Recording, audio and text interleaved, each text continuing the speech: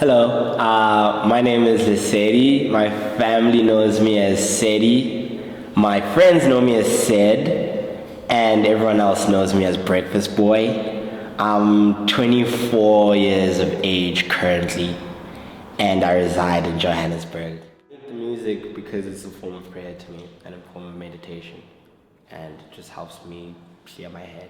Everything that you love doing as a person is your breakfast. Like, whether it is making art, whether it's crunching numbers in an office or like CEO of a multi-million conglomerate company, if that's your breakfast, you gotta stay true to it. Love like reading a lot. Like, I think there's a certain sincerity in like artists, like not authors in particular, when they just dive into their imagination. I love fiction. Imagining like just an entirely different thing like that does not exist, like that inspires me a lot. Also like cycling, I really love that.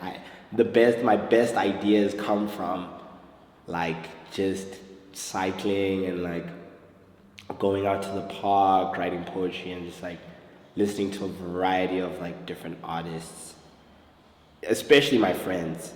Like my friends make a lot of beautiful music. Oh my goodness gracious. Also talking to my mom. My mom's really cool. I love her so much. My creative process is, so first and foremost, like I always begin with like writing. Like I write. Like I think that's mostly the cornerstone of where I get started, because and it also takes me a long time to like get started on anything, just because like I let the idea marinate in my head for a bit. Like if I think about it for more than a month, then I know for sure that I have to do it. So with my albums, for instance, like I will start like just coming up with a track list, and then I'll figure out who I want to feature on it, and then I start writing like a whole synopsis for like the different songs. ADHD, right? So it's very hard for me to sort of pay attention to things for long sums of time. I try my best to like sort of capture the essence of like a moment as much as I can, and I think that's where my passion drives from. I can never spend more than like a day on a song. Like the moment a song feels like it's taking up most of the day, then it's a no-go. Cause it really is easy for me to get bored. Like things bore me so quickly. I do have spouts of like sadness, like deep, morbid sadness. Like sometimes I won't even get out of bed. Sometimes I won't talk to people. Sometimes one of the ways that I also like navigate my mental health and my art is like just spending time with other artists, and also just like being totally free with oneself, like completely losing yourself in something that you love, you know? So I wouldn't say that I'd say my mental health does play a huge role in how I create. I always have this like fantasy, right, of like just playing chess in France, like in the morning, and like just like going to different art museums and going to the park and like just sitting on a bench and like writing poetry, like, or just riding my bike all over Cannes or all over Angoulême, you know, just traveling different artistic cities and just learning so much about different cultures, praying, like just having the time to just pray. Like 2022 was like really the only, like the first time I actually ever really acknowledged like my ancestors, you know, because I was also going through like a lot of like traumas that I was dealing with, and like I think I just, anything to do with spirituality and things I can't tangibly see were none of my concern until, you know, I was urged by my mom actually to do it and like just cleanse and like just sort of like restart and refresh and open up my mind a bit more. And as soon as I did that, wow, it was like felt like someone sweeping my brain and like opening me up to like so many endless opportunities. And it helped me feel connected to like my late uncle, my late grandfather. So for them, it's like when I created this album, I could hear them like literally shouting at me to do so many things like differently in my art. So how I deal with my creative blocks and how I come back from it. So normally I am very hard on myself, like, you know, especially because like sometimes, especially when it happens with writing, like let's say like a screenplay or a novel, like it's just very hard for me to accept that I don't have an idea. Cause like every single time there's always something going on in my head, and I think it's like part of the ADHD, but like most of my attention is through that. So when I don't have it, I feel like I don't have anything. Like I feel like I'm just like a ball of skin, like just walking around. Cause I can't do anything else. Like I'm not a maths whiz, I'm not an accountant, I'm not like a salesman, you know. So I'm least of all a mechanic. Oh my God, do not give me tools. But like, so how I get myself out of it is by like things like cycling, like adventuring.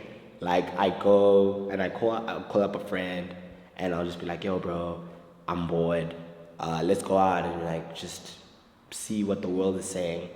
And normally I'll have like, my friends actually hate that I do this, but like whenever we go to places like Melville or Greenside, like I just trail off. Like I'll leave the pack for like an hour and I'll just talk to some random person.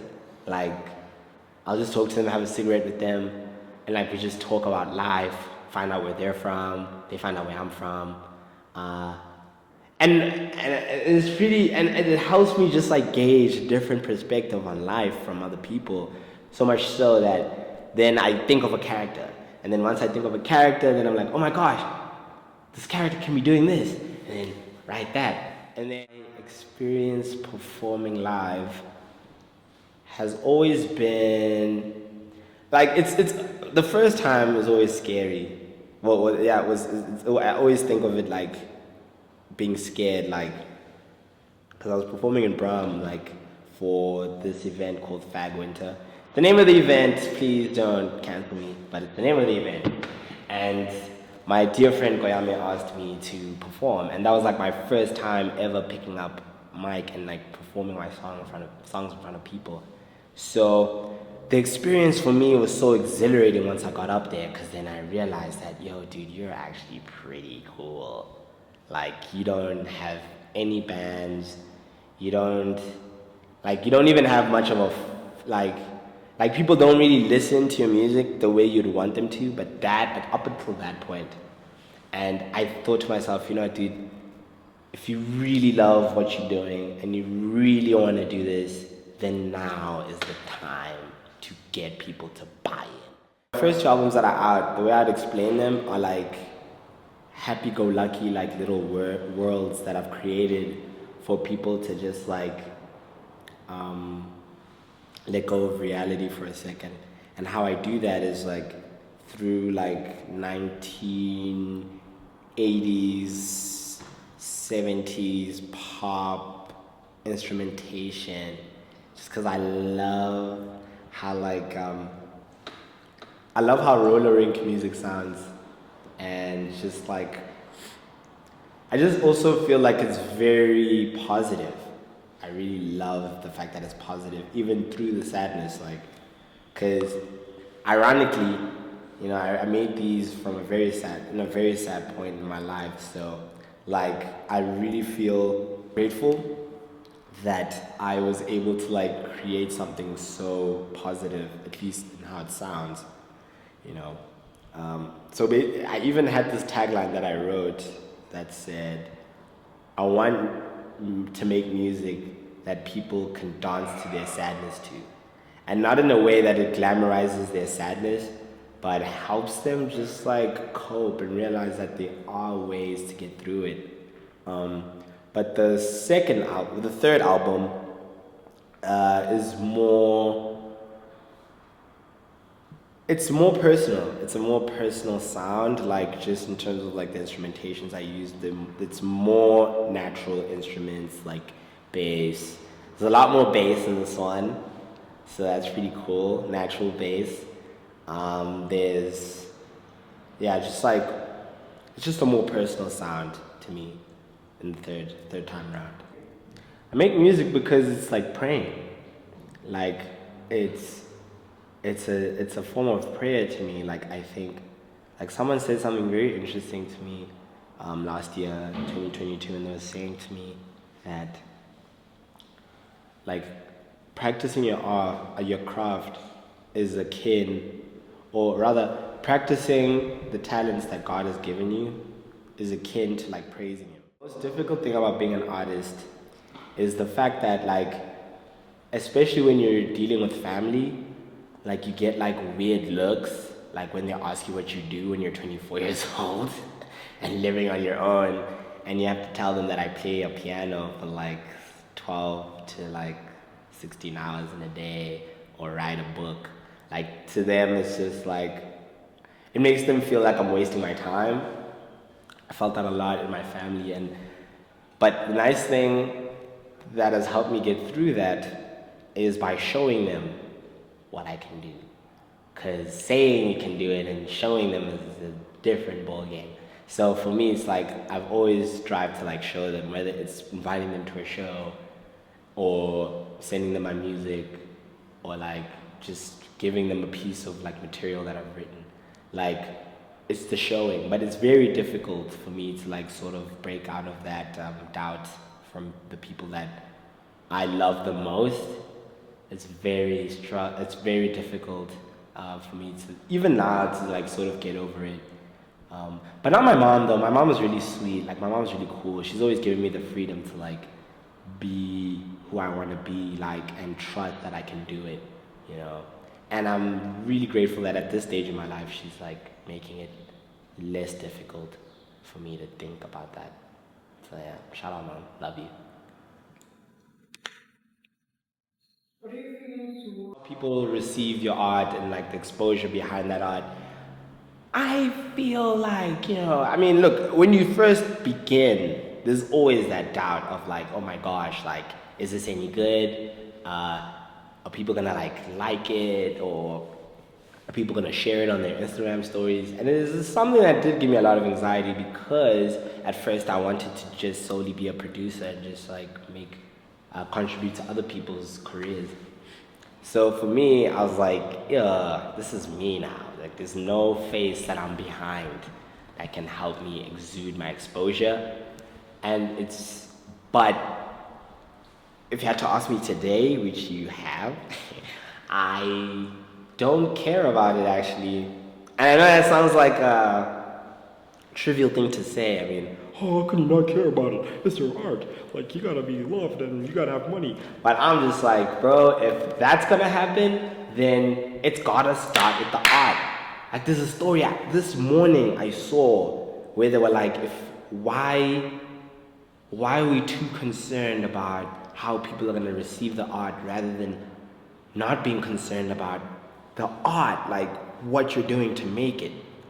Because like for me, it's like all that other stuff comes like later.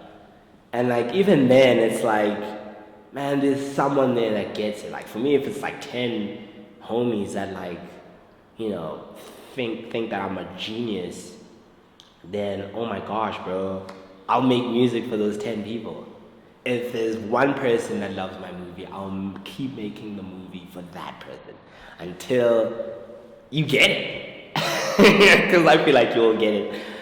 I almost guarantee it. But yeah, I don't let it faze me. I don't let it like affect how I make the art.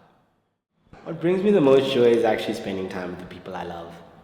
Like whether it's my friends or my family, like I think I've always had a very good time laughing with so many of my friends, and like just being goofy with them and like making weird jokes, and like just also seeing the world through a different lens, like through those people. Like that brings me the most joy, and it's the cornerstone of why I create, is through spending time with people.